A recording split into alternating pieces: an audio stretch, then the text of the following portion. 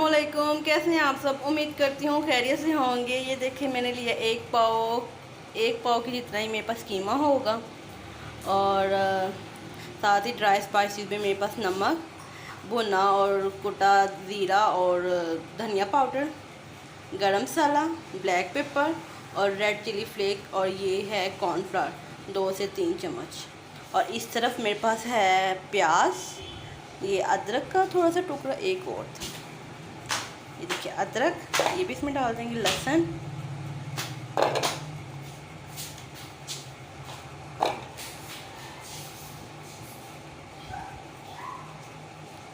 पाँच से 6 green chilli, छोटी वाली ये तेज़ होती हैं। और साथ ही इसको प्याज को मैं कट करके इसको इसमें डाल के मैं शेड करके फिर दिखाती हूँ।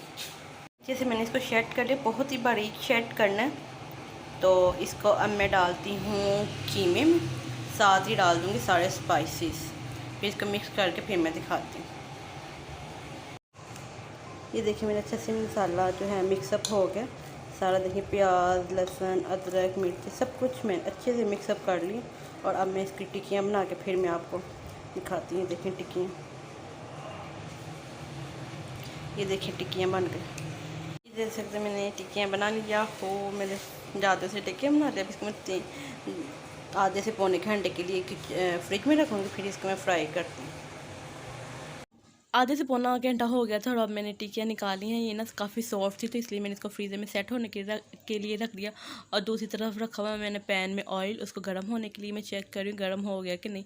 और गैस आप चेक कर सकते हैं बहुत कम आ रही है और इतनी सी मेरे लिए बहुत ही, क्योंकि जस्ट मैंने फ्राई ही करनी थी। और ये आप देख सकते हैं मैंने पैन में टिक्कियाँ डाल दी हैं और इसको अच्छे से हल्के हाथ से हिलाना है। इसको ना बार बार मूव नहीं करना क्योंकि ये टूटने का ख़तरा, क्योंकि बहुत सॉफ्ट और बहुत अच्छी बनी थी।